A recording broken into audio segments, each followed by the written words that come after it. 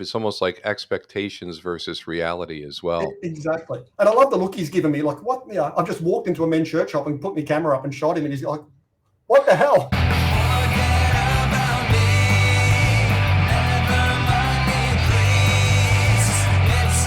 Hey there, and welcome everybody to the next episode of Street Badass 10. And I'm very honored to present our next guest, Adrian Whear. Hey, Adrian, how you doing today, buddy? Yeah, I'm good, Todd. Thanks for inviting me along this afternoon Australian time. Anyway, It's pleasure to be here. afternoon Australian and morning here in France. But I appreciate you coming on. I've been looking at and following your work for a long time now, and I'm pretty excited to be going over the 10 that you've chosen.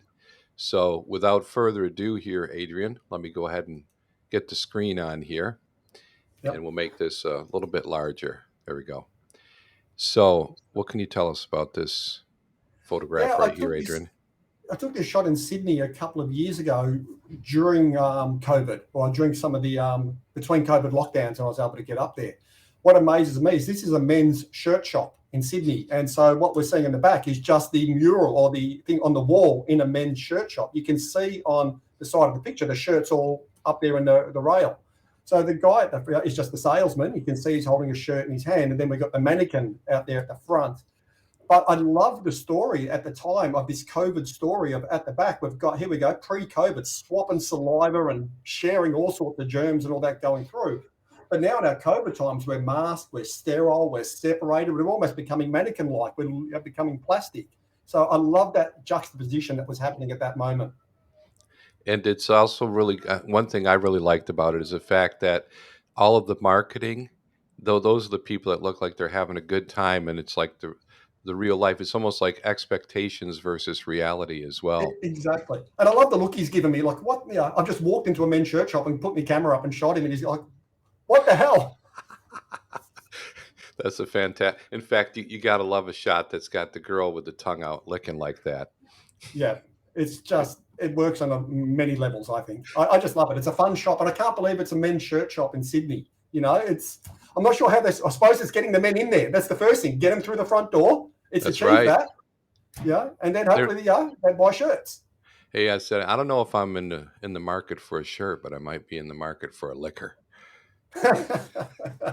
Great job, man. I No, might have to see if I can find that shirt when I get over there someday. Here, let's go to the next one. Thanks very much. yeah, good. Hey, so what can you tell us about the man with the giant carrot? Man of the giant carrot. Well, he's like an urban legend here in Melbourne, and since I started street photography about 5 years ago, it took me about 3 years to come across him. And when I finally saw Carrot Man, it's like you pumped the fist. Yes, they finally got Carrot Man. And then I followed him for a bit because I wanted him to come into a cool area to shoot. And he walked past this wall, one of my favorite in Melbourne. And I love it because it looks like a pineapple skin with the carrot at the front. But I had a coffee with him afterwards. Often if I get interesting characters, I like to have a chat with them and ask him. And I asked his backstory. And it's a beautiful story, a sad one as well. His wife died a number of years before. And he's feeling lonely and a bit sad. So we'd come up with this idea of making a giant paper mache carrot and carrying it around just to make people smile. And it's a beautiful story, and it does. He's an urban legend, and everybody buys him coffees and beers. So he's worked on an absolute winner here. it's it's uh it's just very surreal to see it, and with that color pop with the yellow, Yeah, it's the just it, background just yeah, works it's on it. great. What a picture, and interesting backstory as well. It's do you find real quick on this, Adrian? Do you find like when you talk to these guys, the backstory is weirder than the photo? Absolutely, and I love that part. If I find them interesting, something about them, I'll often approach them after I speak to them, just to ask them, why are you carrying a giant paper mache carrot? And let's be honest, someone who's carrying that is ready to have a talk to you about it. Ready to have his photo taken as well. Exactly. And if he's not happy, he could hit me over the head with it. So he wins either way.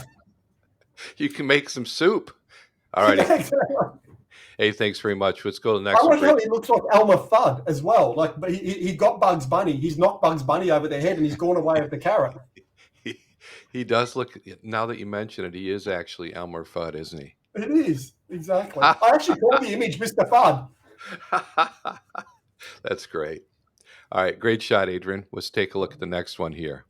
So, what can you tell us about this picture of the broken syringe and Che Guevara?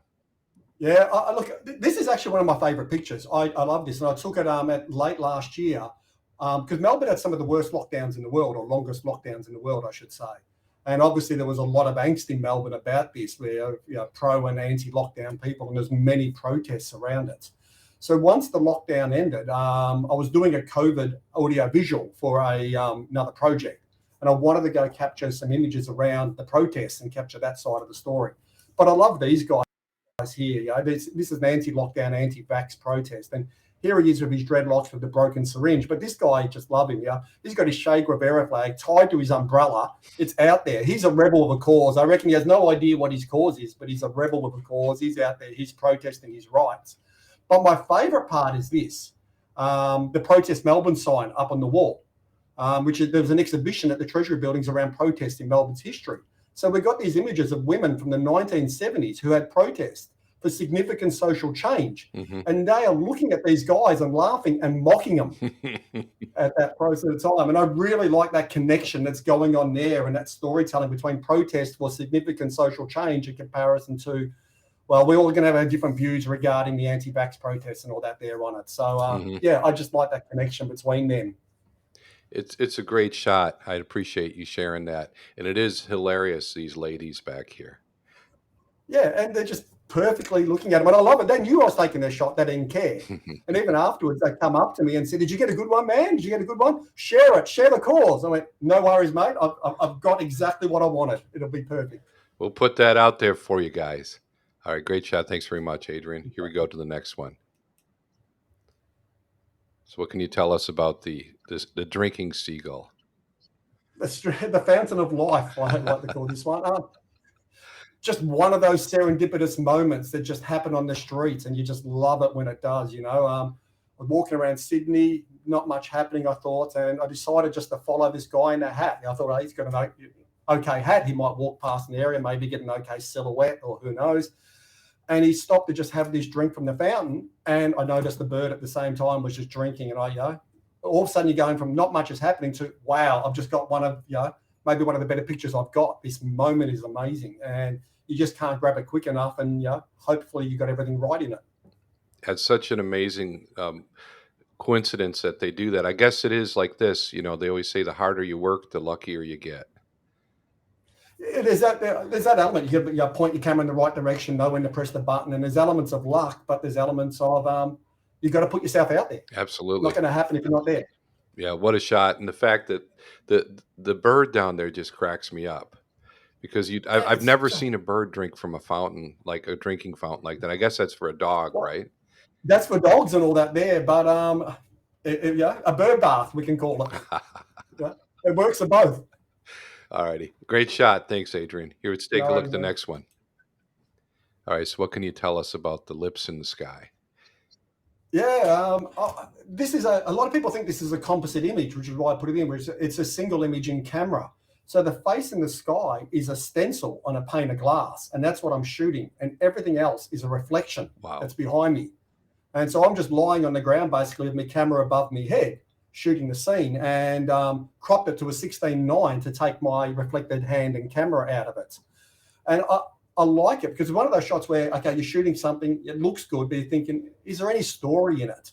And you're not sure what you're after. And this guy in a hat come past, and I love it because now it looks to me like 1930s Melbourne. We had a gangster here at that time, sort of infamous gangster named Squizzy Taylor, probably equivalent to your Al Capone and all that over in the States. So you've got the burlesque lips, the sort of gangster hat, that feel of the old style church, that silhouette there on the right. And I like that feel of 1930s Melbourne coming through in the image. It's always a little bit fun to imagine that might, what was his name, Squizzy? Squizzy, yeah, Squizzy Taylor. Yeah, there's Squizzy down there. Yeah, exactly. Yeah, and the big red lips is just a bit surreal with just the lips and that in the sky. So yeah, it's just the light was coming at the right angle. I've walked past this 100 times and it never was there, but that moment I went through, the light was at the right angle and everything just came together for me. Beautiful reflection shot. Thank you very much, Adrian. Let's take a look at the next one here. So what can you tell us about the lady who's in the Navy? Yeah, I call this one Sailing Against the Tide for obvious reasons. And this was taken just this year at the Anzac Day parade. So Anzac Day is the Australian New Zealand Army Corps. So this is probably one of the most significant days on the Australian calendar, where we honour and remember all our fallen soldiers from the various wars over the 100 years. So it goes back to World War One, but through World War Two and Vietnam, Korean, etc. So we have a memorial, our minute silence, and then we have parades of all our different armed services. And so a lot of photographers go in for this because it's great photography happening around that time. And so this Navy crew were all set up to march, and they were just in their holding area. And I loved all the hats. So I was just holding the camera up high, just trying to shoot all the hats. And I saw this woman at the back, this Navy officer at the back, and she was only like 5'2", 5'3". And everybody was standing in a row, but she was separated out the back from the rest of them, but her back was to me. She was facing forward as well. So I held the camera above my head for like 3 minutes going, turn around, turn around, turn around, turn around, wanting to get this candid shot. And she never turned around, and they were about to go. So I tapped her on the shoulder and said, do you mind if I just grab your shot quickly? And I never normally ask for that. I always want to try and get it candid. But she turned around and did so.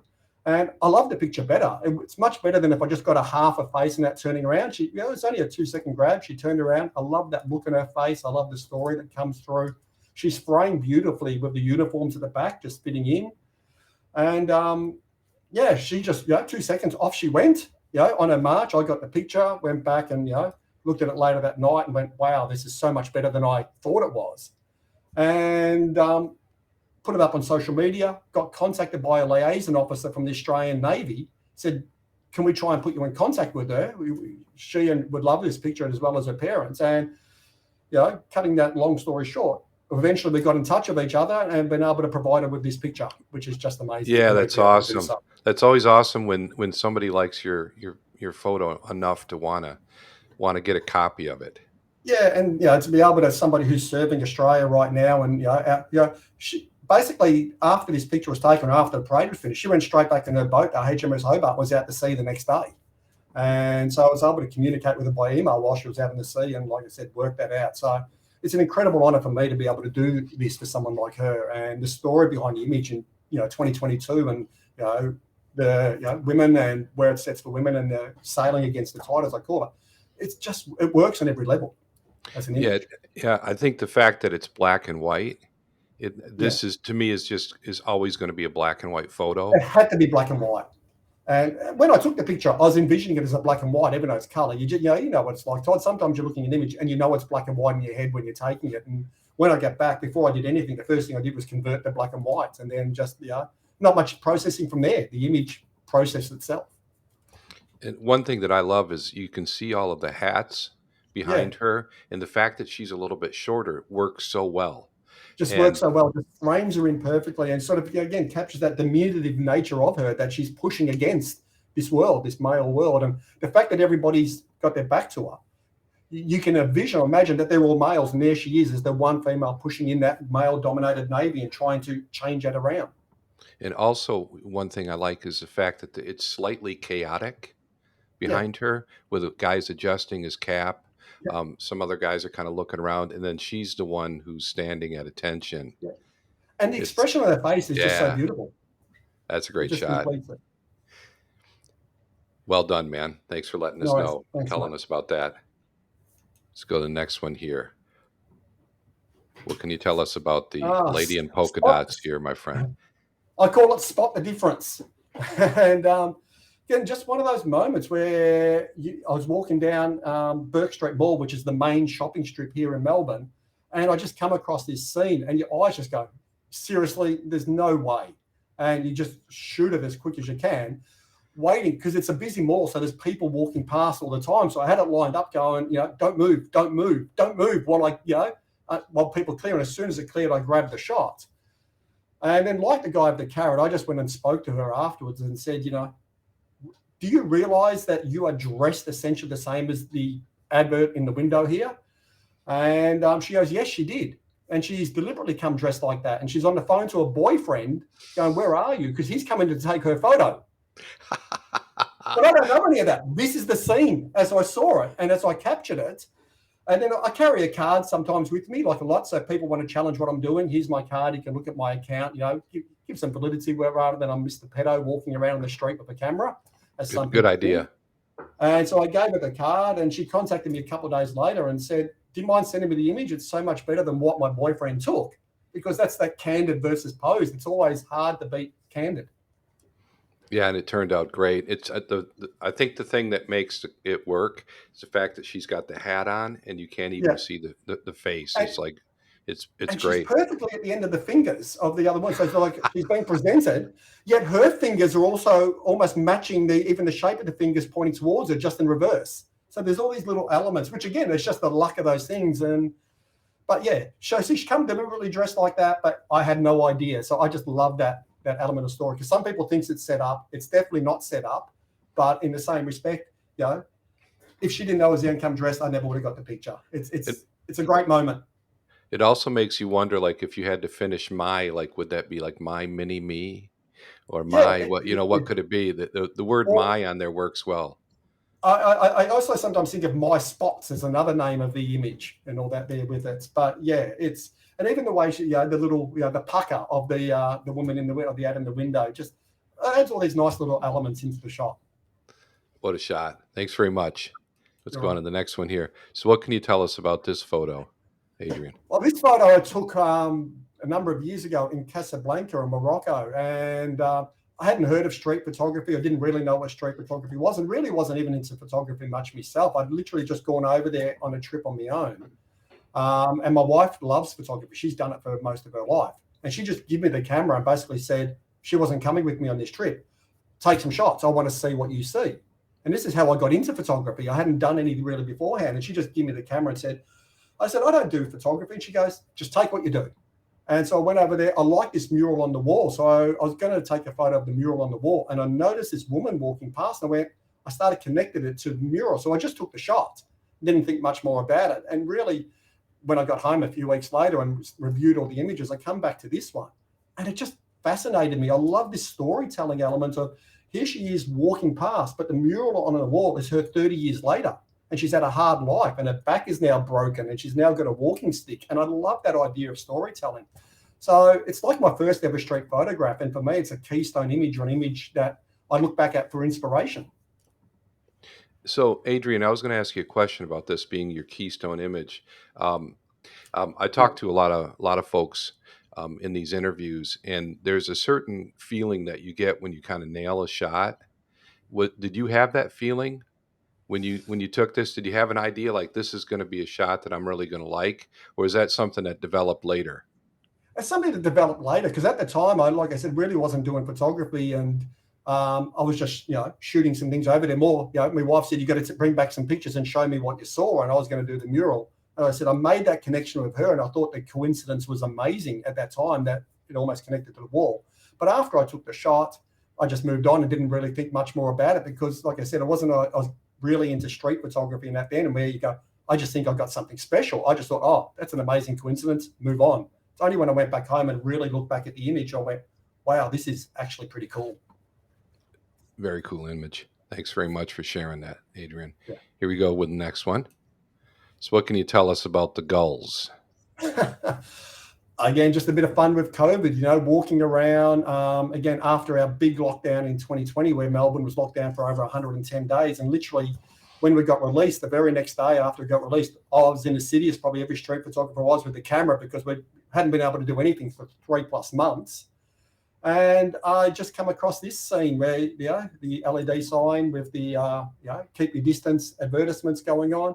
And I just saw the 2 seagulls at the front, and I just thought, wow, this is just amazing, and just grabbed it, And again, the idea of birds of a feather can no longer flock together, which is what it was like for us people going through that as well. So just these moments that, I don't know, we see as street photographers that I think most people are blinking and they just walk past and don't see them. And I think as a street photographer, we learn to drop the blinkers and just start really observing that world around us. And I think, there was other people there, and no one else made that connection because they're not looking in the same way we do.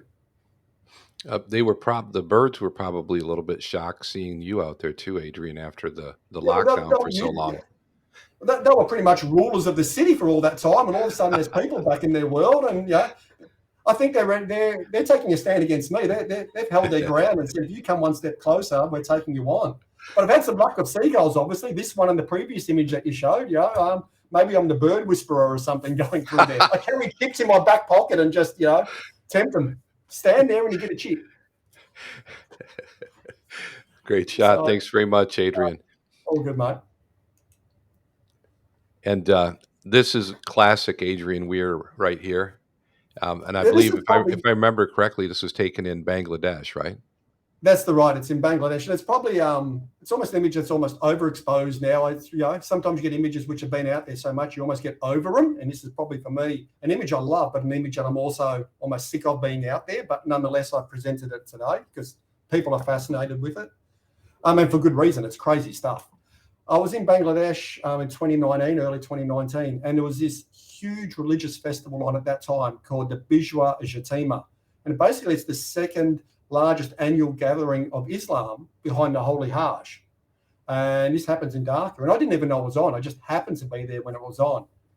And you get like on the Friday afternoon for the Dura prayer at around 2 p.m., which is the most important prayer of the week for the Islam. The mosques are all full. There's millions of people in town, millions more. So all the roads stop and everything. And the freeways, 4 million people estimated on freeways and roads to start praying. Once this is done, everybody goes back to the train stations and the boats to get out of there for the day. And the train stations, you can't move. There's hundreds of thousands of people at this train station. So this is a regular occurrence in Bangladesh, as it's told, in northern India and Pakistan. But on this day, it was so crushed. Why do they jump? I don't know.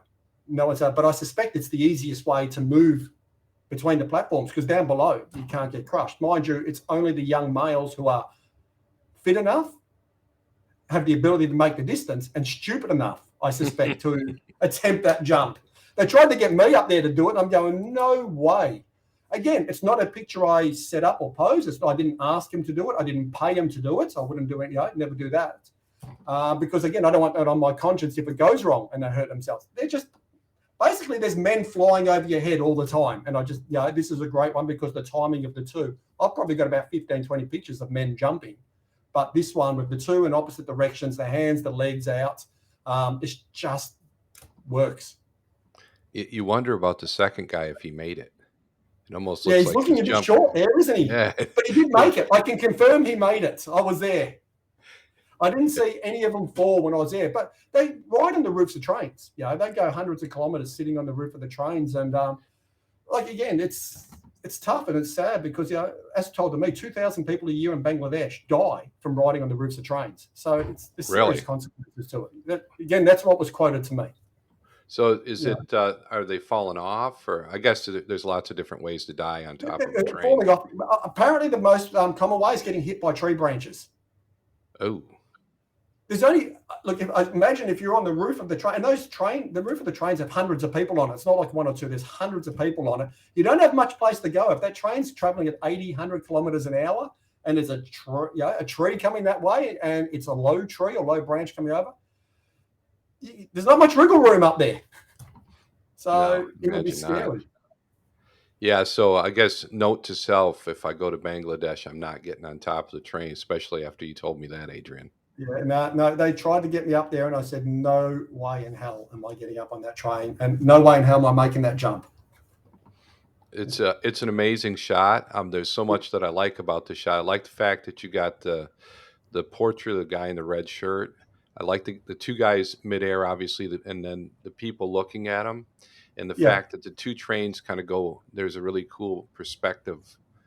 It's nice imagery. I like that. Yeah. It really I probably works. wish I tilted the camera up a touch more, to be honest, because that guy on the top, well, from what I'm looking at, top right-hand side, might be top left, who's on the roof of the train looking, I would have liked to have got a bit more of him in the frame to sort of bring it in, but it all happened so quickly that you literally just put the camera up and shoot and hope you framed it okay. That's to be honest about it. So, look, I'm really happy with the frame, but if I was being critical, that's what I would like to improve on it. Yeah, I think it's great as it is. Are those shadows from the people on the train on the left-hand side train there? Yeah, that'd be shadows from the people on the roof on the right-hand side, cool. projecting onto the left-hand side. So again, it's these little elements.